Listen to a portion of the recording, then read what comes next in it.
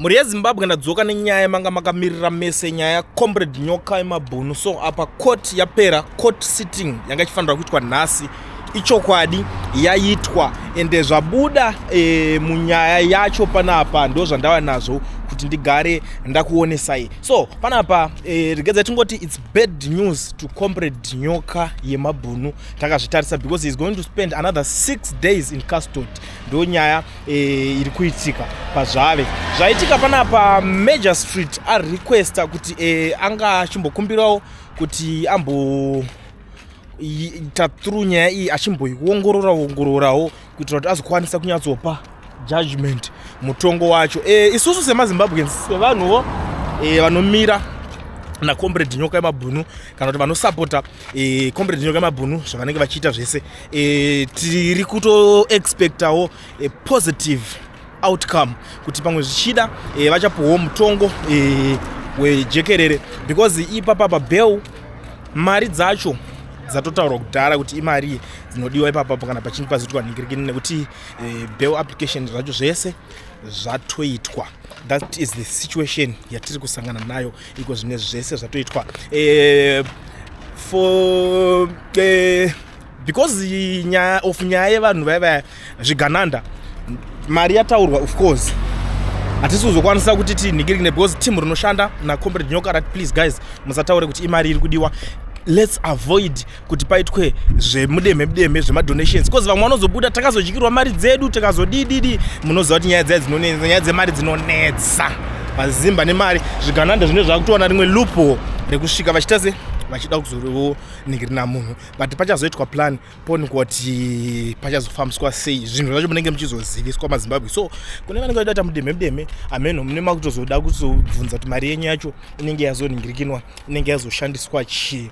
And the other thing chiripo ndechekuti zvigananda zviya zvaida kusvibisa zita reInterpol hazvina kubatika futi mukoti nhasi. Zvigananda hazvina kuuya mukoti nhasi, ndo imwe nyaya futi iripo, ndo imwe nyaya zvekare yaitika, ndo situation yaitika. Zvigananda hazvina kubatika paposition. Mareasons ndo zviri kuzviziva because nyaya yacho iri kunetsa manje iri kunzi zvigananda izvi zvanga zviri kulidwa naShoni Mnangagwa. Nyaya yanga iri kungotaurika because that young man ari kutry by all means kuti achimborwisanawo nevanhu vesize yake ati aiwa ava takaenzana ne same energy achiprotecta baba vake. That is the situation iri panapa. So parikunzi pakarohwa pakunzi pagadzirwa warrant of arrest yeKempton Park police station chakaita kuti parohwe warrant of arrest parikunzi pane maoko akanga atambidzanwa mari. That is the situation yakaitika ipapapa. Saka iko zvinezvi patangove zvatongova ningirikini zvamirirwa kumajaji and malawyers vari kunyatsoita basa ravo nemazvo ende unongoziva malawyers they are the people vekuti they just do their job as long as vapuwa ningirikini yavo. So this is the situation about Comrade Nyoka and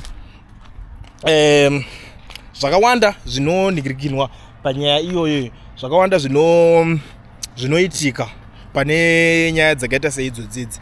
That's why tichizongoti maZimbabweans kubatana kwakakosha. I understand kuti vazhinji vari kuningirina vanenge vachitukana, vamwe vanouya mutumagroup twakasiyana same vanhu ivavo vaitoshanda naNyoka yemabhunu wacho zvamunotoziva ende pari kunziwo vamwe vari kunongedzerana pachavo because rimwe group revanhu vashanda naNyoka yemabhunu vari kuti rimwe group pakahekwa vanhu paya paWhatsApp channel pane vamwe vari kunzi vakapiwa mari vakaningirikina. But it's just those are the mangori accusations. Ningapiwa mari, it's mentality yemaZimbabweans. They believe kuti munhu wese anenge angoningirina vakatadza kuwirirana, the best way, the best punchline ravanoshandisa rekuti vari kuataka munhu, the best attack is kungoti ningi mutengesi, ningi apiwa mari, ndo zvavanowanza kuita vanhu ivava. So that is the situation iri ipapo, ndo zviri kungotaurwa nevamwe kuti kune vanhu vaiva musavatedzere vakapiwa mari. You understand? Because parikunzi pavakanotorerwa phone Comrade Nyoka paya ndo pakanoita se zvigananda zvakanopenetrata zvakanopinda mumagroups acho pazvagaina access ndo zvazobvisa mamwe maadmin. Saka kunzi vanhu vakazotanga kuzopiwa mari.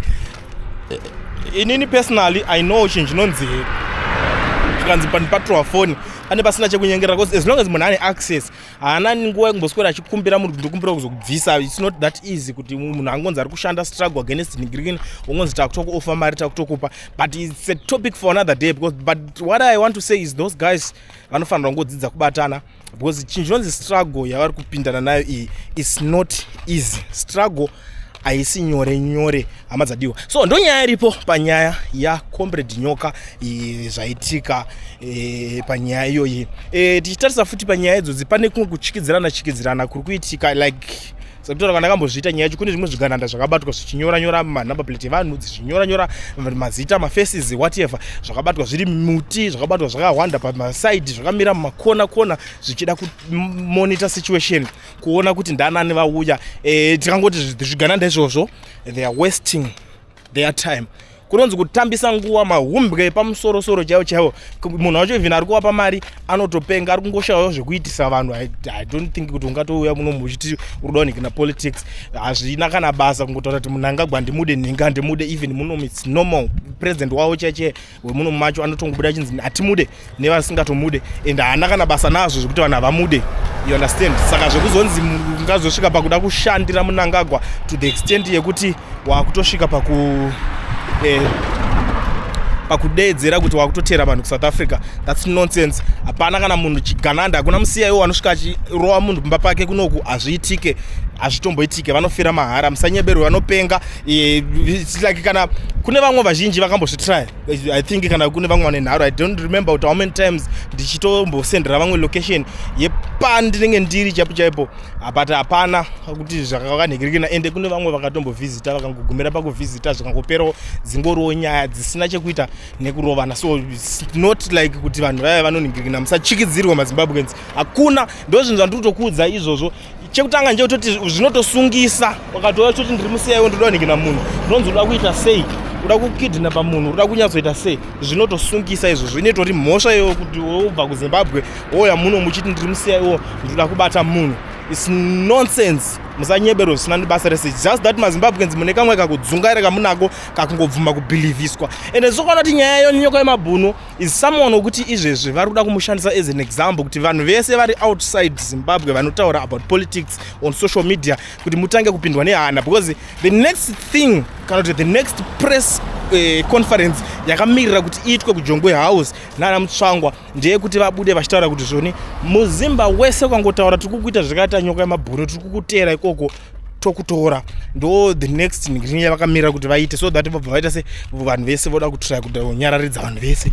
Ndo zvazvinenge zvichingonyanyisa kuitirwa ipapapa, because takada kutarisa nyaya yacho hapasisina nyaya yekuti tinganhingirikina kana kuti tingatoti nyoka yemabhunu vari kunyanya mutsvagira, kana even mari yacho iri kunzi yakaofwa. Utozvitarisisa unotoona kuti they are wasting their time. It's zero. Mari is just that to understand kuti mari yenyika, but kunenge Nigiriki kuti inenge ichingotambiswa.